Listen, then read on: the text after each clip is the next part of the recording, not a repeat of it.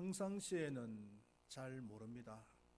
이제 시련을 겪어보고 환난을 겪어보면은 참 믿음인지 아니면은 거짓 믿음인지 알곡인지 가라지인지 그것이 드러납니다. 이 중국 폐렴이 우리에게 많은 신앙적인 영적인 도전을 주고 메시지를 주었다라고 생각을 합니다.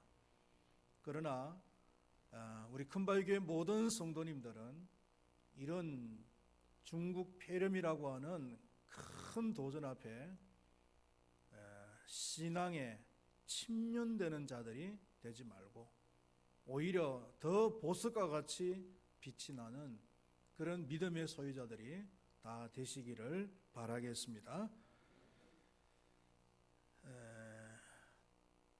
하나님을 믿는 사람들을 부를 때, 즉 하나님을 믿는 사람들의 호칭을 어떻게 하는 것이 좋을 것이냐.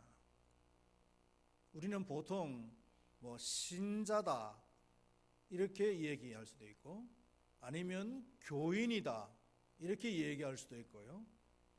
또 아니면 성도다라고 할 수도 있고 아니면은 제자다 이렇게 말을 할 수도 있을 것입니다. 이 신자라는 말하고 교인이라고 하는 말은 거의 비슷한 의미의 호칭인데요. 종교적인 색채가 아주 강한 호칭이라고 할 수 있습니다. 기독교인을 줄여서 교인이라고 하는 거죠. 기독교라고 하는 종교를 가진 사람, 아니면은 불교라고 하는 종교를 가진 사람을 교인이라고 부르는 겁니다. 줄여서. 아니면은 천주교인 이렇게 이야기할 때 교인 이렇게 부르는 겁니다. 그 다음에 이 성도라고 하는 말이 있는데 이 성도라고 하는 말의 의미는 하나님께 부름을 받아서 거룩하게 된 사람들을 성도라고 부르지요. 교인이라고 하는 말보다는, 교인이라는 말은 구원을 받지 않아도 교회만 다니면은 다 교인이라고 할 수가 있어요.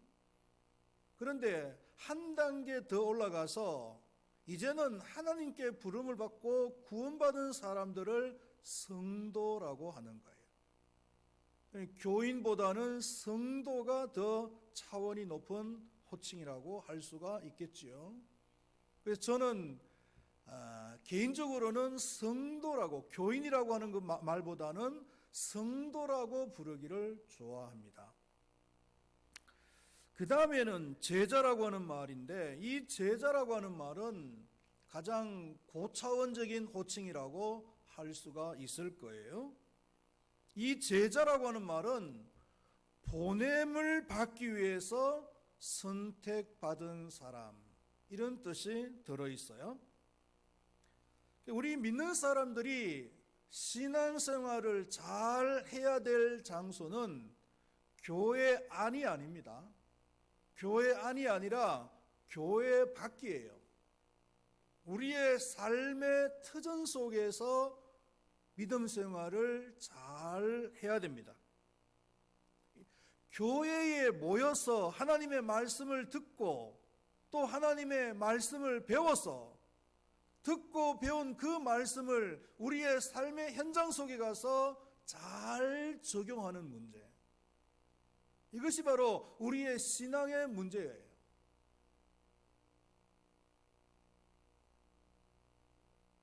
그런 의미에서 우리는 또한 성도로서 끝나는 것이 아니라 주님의 제자가 되어져야 된다.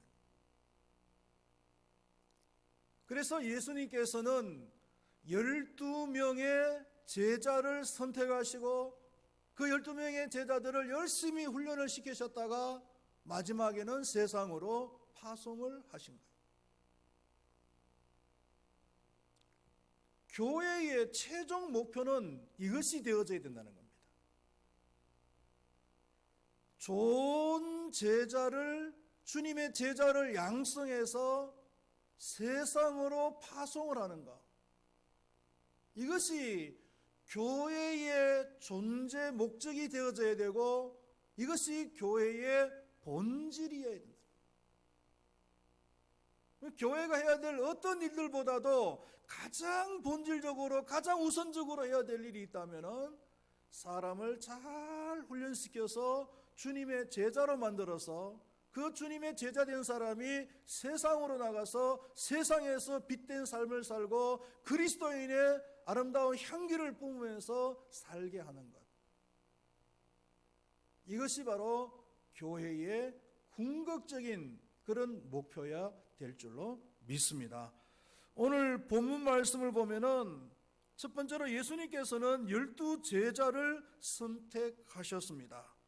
여기서 이 제자라는 말하고 사도라고 하는 말은 별개의 용어가 아니고 서로 교호적으로 사용할 수 있는 단어라고 할 수가 있습니다. 이 사도라는 말은 제자라는 말과 의미가 같습니다. 보냄을 받기 위해서 선택된 사람. 그러니까 선택되어지고 부름을 받은 것이 최종 목표가 아니고 보냄을 받는 것이 최종 목표라고. 왜 불렀느냐? 왜 선택했느냐? 보내기 위해서. 이 세상은 참 할 일이 많은 장소입니다. 우리가 같이 고민을 해줘야 될 부분들도 많고 또 우리가 섬겨줘야 될 부분들도 많은 것이 바로 이 세상입니다. 하나님의 말씀을 들어야 될 사람들이 있는 곳이 이 세상이고 하나님의 말씀을 배워야 될 사람들이 있는 곳이 이 세상이기도 하고 병든 자들이 약한 자들이 상처받은 자들이 있는 곳이 바로 이 세상이거든요. 그러므로 사도들이 가야 될 장소들이 바로 이 세상이고 우리 하나님을 믿는 사람들이 훈련받아서 가야 될 장소가 바로 이 세상이라는 거예요.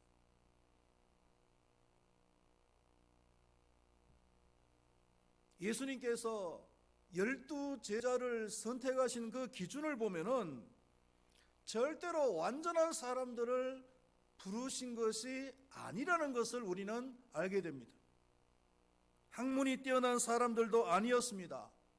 예수님의 12 제자들의 그 면면이를 보면은 대부분이 시골, 갈릴리 시골 출신들입니다. 갈릴리 시골이라면은 오늘날로 이야기하면은 저 강원도나 아니면은 경상남북도, 우리나라는 워낙 이제 발전된 그런 사회니까 제가 이렇게 이야기해도 여러분들은 잘 이해가 안 될 거예요. 한 1960년대나 1970년대로 돌아가서 생각을 해보면은 쫙 강원도 골짜기나 경상남도, 전라남도 이런 아주 시골 지역을 생각해 보시면 됩니다. 그런 곳에는 고등교육기관이 없잖아요.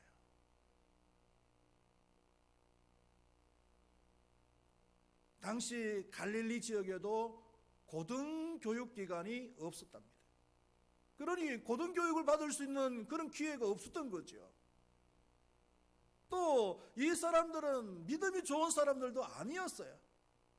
베드로는 맨날 큰 소리만 치면서 주님을 실망시킨 사람이었고 예수님께서 십자가를 지시기 위해서 예루살렘으로 올라간다라고 비정한 각오로 올라가고 계시는데 그 제자들은 누가 크냐라고 다투고 있는, 그래서 예수님의 마음을 굉장히 아프게만 했던 사람들이 바로 이 예수님의 제자들이에요. 그럼에도 불구하고 예수님께서는 이들을 부르시고 그리고 그들을 사용하셨습니다. 주님께서 부르시면 누구나 제자가 될 수가 있습니다. 할렐루야. 남녀노소 빈부 아니면은 학문이 많든 학문이 짧든 할 것 없이 주님께서 부르시면은 누구든지 주님의 제자가 될 수가 있는 것입니다. 그리고 왜 12명인가 하는 거예요. 우리가 이것은 영적인 의미가 있습니다. 이 12라고 하는 숫자는 3과 4의 곱으로 이루어져 있잖아요. 이 3은 삼위일체 하나님을 의미합니다. 그리고 4는 인간 그리고 이 세상을 의미합니다. 그래서 이 3과 4는 하늘과 인간이 만나는 아주 신비한 숫자라고 할 수가 있습니다. 그래서 구약에서는 하나님께서 이스라엘 백성들을 만드시고 12지파를 세우셨잖아요. 그리고 그 12지파에 12족장들을 지도자로 세워서 이스라엘 나라를 지도해 나가셨어요. 그러나 이스라엘이라고 하는 민족의 시대가 끝나고 새로운 시대, 교회 시대가 왔을 때는 12족장의 시대가 끝나고 12제자를 세워서 12사도들을 통해서 하나님께서는 교회를 이루어 나가셨단 말이에요. 그래서 이 12사도들은요, 특별한 의미가 있고 특별한 위치에 놓인 사람들이에요. 요한계시록 21장 14절 말씀에 보면은 그 성의 성곽에는 12기초석이 있고 그 위에는 어린 양의 12사도의 12이름이 있더라. 여기서 성곽은 하늘나라의 성곽인데 하늘나라의 성곽은 12기초석으로 이루어졌다는 겁니다. 그런데 그 12기초석마다 보니까 예수님의 12사도들의 이름이 기록이 되어져 있더라는 거예요. 12사도는 하늘나라의 기초가 되어는 아주 독특한 위치에 있는 사람들이라고 할 수가 있습니다. 영적인 의미가 이렇게 있다면 또 이 10이라고 하는 숫자는 교육적인 의미도 있어요. 이 12라고 하는 숫자는 가장 실효적으로 교육을 시킬 수 있는 숫자입니다.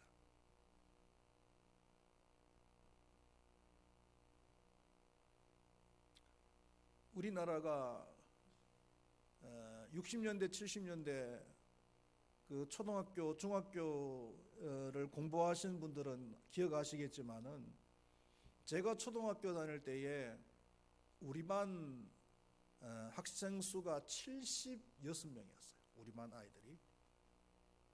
또 중학교 때도 한 70 몇 명 정도 되었어요. 그러니까 한 반에 70명이 넘는 아이들이 있으니까요, 아주 콩나물 시루죠. 콩나물 시루. 제대로 교육이 안 이루어지는 거예요. 이제 교육이 점점 이제 발전되다 보니까 요즘은 한 반에 많아도 30명. 그 인터내셔널 스쿨에서 공부하는 데 가보니까 한 반에 한 12명 정도, 10명 내외 정도의 아이들이 한 반이더라고요. 그러니까 이 선생님이 아이들하고 얼굴을 맞대면서 공부하는 거예요. 이렇게. 졸래야 졸 수도 없어요. 아이들이 12명 앉혀놓고 공부하니까 아이들이 어떻게 졸 수 있겠어요? 선생님 딱 보고 있는데.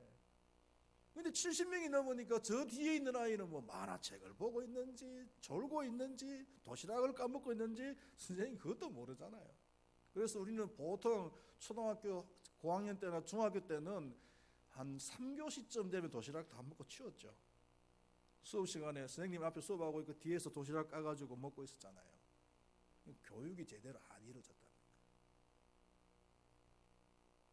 그런데 12명이라고 하는 이 숫자는 교육을 하기에 가장 효율적인 숫자예요. 그래서 예수님께서 12명이라고 하는 그 제자를 뽑아서 교육을 훈련을 했다는 것입니다. 그래서 우리는 이 12라고 하는 그 영적인 의미에는 들어갈 수는 없겠지만은, 그러나 이런 교육적인 차원에서 생각했을 때 충분히 주님의 그 제자로서의 그런 삶을 살아갈 수가 있다는 것을 우리는 알게 됩니다. 그리고 두 번째로 생각할 것은 뭐냐면은 예수님께서 12제자를 부르시고 바로 파송을 하신 것이 아니고 일정 기간 동안에 훈련을 시키셨다는 거예요. 그래서 교회 안에서도 제자 훈련이라고 하는 프로그램이 나온 것 같아요. 예수님께서 제자 훈련 시키신 모습을 보면은 자신과 함께 훈련하는 방법이었어요.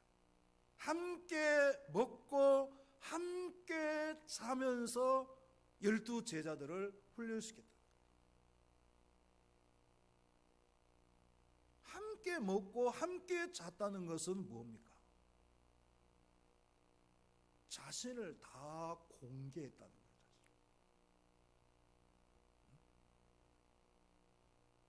지난 11월 달에도 라오스를 갔을 때 최동범 집사님하고 저하고 한 방을 썼어요.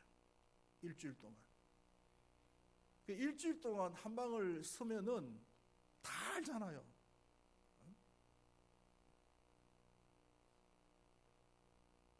일주일이 지나고 한국에 와서 최동범 집사님하고 저하고 서로 하시는 얘기가 뭐냐면은, 저는 연세가 높으신 분하고 같은 방을 쓰니까 조심스럽잖아요. 조심스럽게 그렇게 일주일을 보냈는데, 또 최 집사님은 목사님하고 한 방 쓰니까 또 되게 어려웠다는 겁니다. 조심하셨다는 거죠.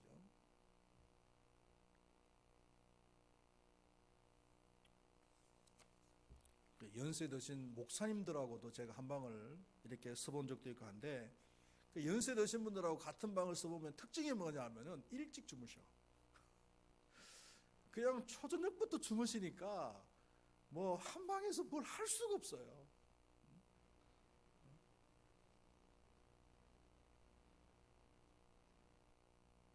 한 방을 일주일 동안 쓰고 나니까 훨씬 더 서로에 대해서 많은 것을 알고 더 친숙해지는 거죠. 더 가까워지는 거예요.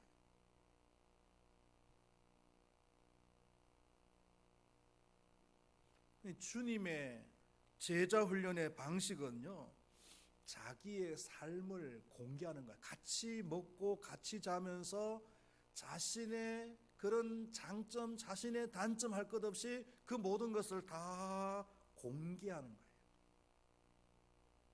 그래야 진정한 교제가 되고 진정한 훈련이 되는 거예요. 자신의 내면 속에 있는 모든 것을 다 오픈시킬 수 있어야만이 진정한 교제가 되고 진정한 훈련이 된단 말이에요. 그 신앙생활 하면서 보면은 자신의 사생활에 대해서 잘 오픈을 시키지 않으려고 하는 사람이었어요. 그리고 자신의 그 가정의 문제에 대해서도 잘 오픈을 안 시키려고 하는, 일정한 선에서 딱 펜스를 쳐놓고 더 이상 들어오지 마 라고 그냥 벽을 쳐버리는 이런 사람들이 있어요. 요즘은요, 많은 교인들이 그런 것 같아요. 그래서 이제는 목사님, 우리 교회 신방, 우리 집에 신방 안 오셔도 됩니다. 신방 안 오셔도 제가 믿음 생활 잘할 테니까 걱정하지 마세요 하면서 목회자가 그냥 집에 신방 오는 것조차도 피곤해하는 이런 시대가 되어버렸어요.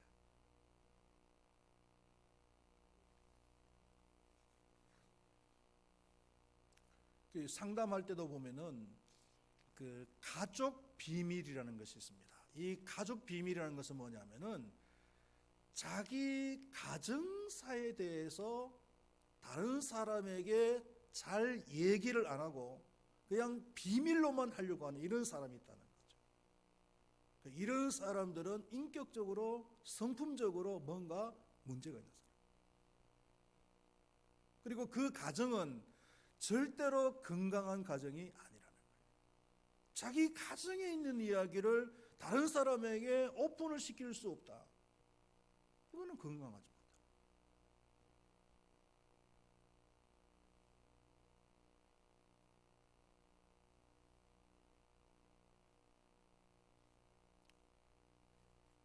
우리가 이제 곧 정상적으로 이제 신앙생활을 이제 하면은 이제 가정교회 모임을 해야 되잖아요. 가정교회 모임을 하면은 거기에 삶 나누기라는 것이 있습니다. 그 일주일 동안 살면서 힘들었던 부분들, 어려웠던 부분들, 슬펐던 부분들, 화가 났던 부분들, 이런 부분들을 가지고서 서로 나누면서 서로 공감해주고, 그런 공감을 통해서 서로 치유받고 회복되어지고 하는 이런 어떤 방법인데, 그 삶 나누기가, 그 어떤 부분들은 삶 나누기 하라 그러면은 됐어요, 한 주 동안 잘 지냈어요, 그냥 이렇게 얘기하는 사람이었어요. 뭔가 자신의 삶에 대해서 카바를 딱 해버리죠. 건강하지 못한 거예요.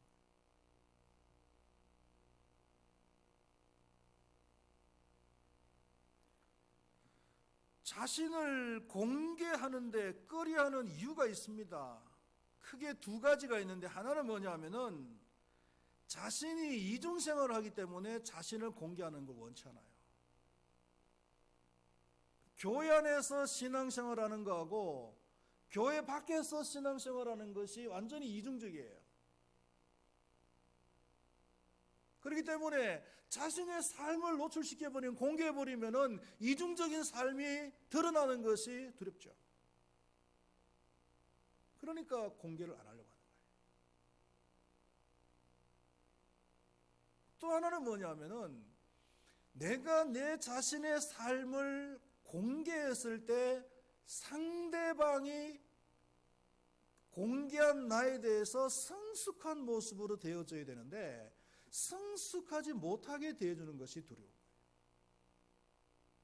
예를 들어서 내가 그 가정교회 안에서 내가 어릴 때 받은 그런 상처들, 아니면은 그런 가정적인 어려움, 그래서 내가 공부도 참 많이 못했습니다라고 이렇게 공개를 했다라고 했을 때, 사람들이 그 공개한 내용에 대해서 존중을 해주고 그 다음에 사랑해주고 해야 되는데, 그게 아니고 에이 공부도 제대로 못했네 하면서 무시를 해버린다.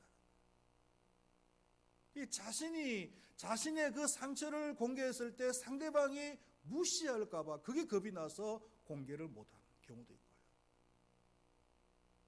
또 어떤 경우에는 자신이 그 공개를 했는데 그 비밀이 잘 지켜지질 않는다. 가정교회 안에서 자신의 상처를 공개했는데 알고 보니까 그 가정교회에서 공개했던 내용이 전 교인들이 다 알고 있는 거, 어느 날. 그러니까 그 가정교회 식구들 중에 누가 그걸 다 퍼뜨려버린 거예요. 성숙하지 못한 그런 공동체 모습이죠.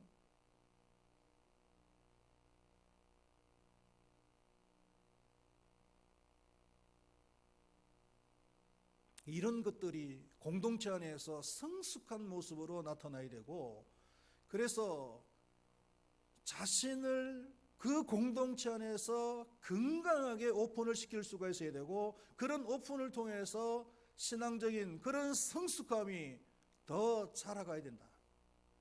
예수님께서 하신 바로 제자 훈련의 방법이 그런 방법이었다.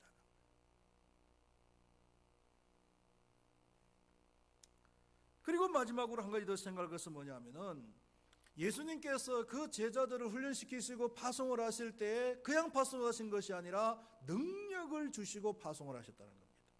1절 말씀 우리 한번 다 같이 읽어보겠습니다. 시작. 예수께서 그의 12제자를 부르사 더러운 귀신을 쫓아내며 모든 병과 모든 약한 것을 고치는 권능을 주시니라. 더러운 귀신을 쫓아내고 모든 병과 모든 약한 것을 고치는, 즉 영육 간의 그런 약한 것들을 고칠 수 있는 권능을 주어서 제자들을 보냈다는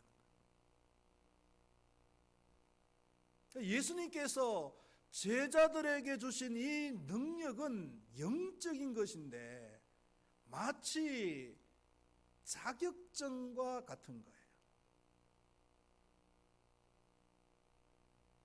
예를 들면은 우리 조선시대 때에 암행의사가 있었잖아요. 그 암행의사가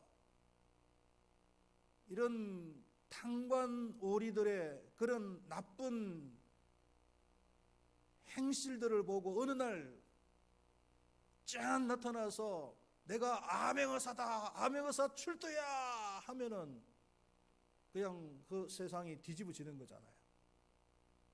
그런데 이 의사가 말이죠, 암행어사가 아무것도 없이 암행어사 출두야, 내가 암행어사다 이렇게 이야기하면 누가 믿어줍니까?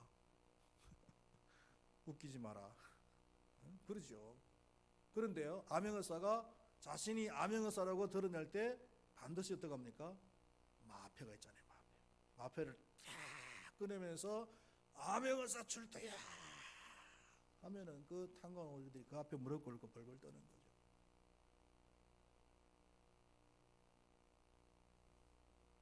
예수님께서 우리들을 제자로서 이 세상에 보낼 때에 그냥 보내신 것이 아니고 능력을 함께 주어서 우리를 세상에 보내셨다는 겁니다.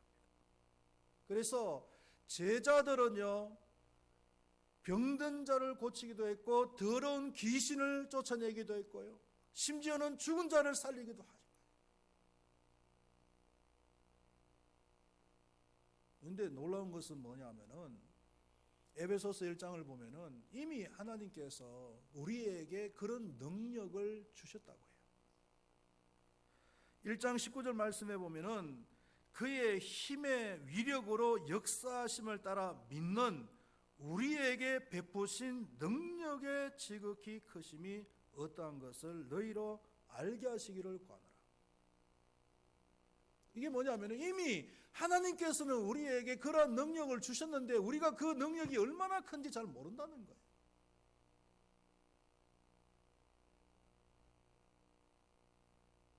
우리가 실수하는 것 중에 한 가지가 뭐냐 하면은 기도할 때마다 자꾸 하나님께 하나님 능력 주세요, 능력 주세요, 능력 주세요라고 하는 기도를 하잖아요.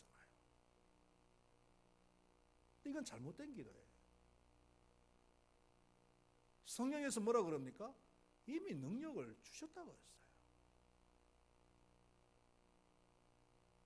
우리는 하나님께서 이미 우리에게 주신 그 능력이 있음을 믿고 그 능력을 믿음으로 사용하면 되는 거예요. 자신의 능력이 부족해서 자신이 능력이 없어서 사용을 못하면서는 자꾸 하나님 앞에 달라고만 하니까 하나님께서 이미 주었는데 또 달라고 하니까 하나님 입장에서는 참 답답하죠. 기가 막히는 노릇이죠.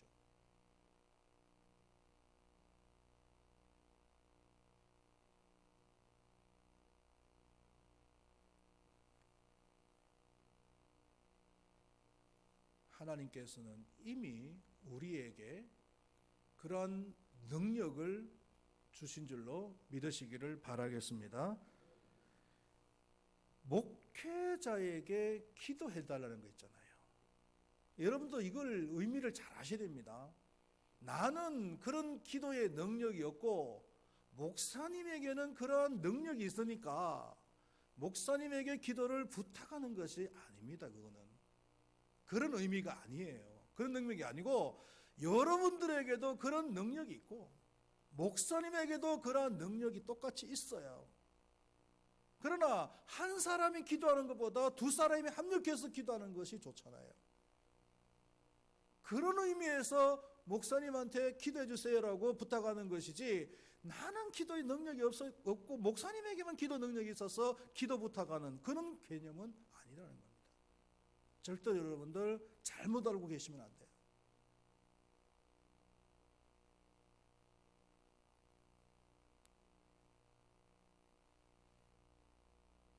여러분, 우리들은 주님의 제자들입니다. 할렐루야. 교인의 차원을 넘어서 성도가 되었고 성도에서 머무는 것이 아니라 이제는 우리는 주님의 제자예요. 주님의 제자들에게는 이미 하나님께서 더러운 귀신을 쫓아내고 그 다음에 병든 자들을 치유할 수 있는 이런 능력을 주셨습니다. 믿음으로 아멘 하시기 바랍니다. 귀신이 들린 자가 있으면 미친 척하면서 기도하세요. 여러분, 귀신을 쫓아내세요. 병든 자가 있으면 겁내지 마시고 그냥 기도하세요. 병든 자를 위해서. 여러분들을 통해서 병이 낫는 그런 역사가 일어날 줄로 믿습니다. 하나님께서 우리에게 주신 그 능력을 믿음으로 잘 사용하면서 제자로서 마땅한 삶을 살아가는 우리 모두가 될 수 있기를 축원드리겠습니다. 하나님 아버지 감사합니다. 우리들을 주의 성도로만 불러주신 것이 아니라 또한 우리들을 사용하시기 위해서 제자로 삼아주신 것을 너무나 감사를 드립니다. 하나님 우리에게 이미 또 제자로서의 삶을 살아갈 수 있는 능력을 주셨사오니 그 능력을 붙들고 이 세상에 나가서 능력을 행하면서 제자로서의 마땅한 삶을 살아갈 수 있는 우리 모두가 되게 하여 주시옵소서. 예수님의 이름으로 기도드리옵나이다. 아멘.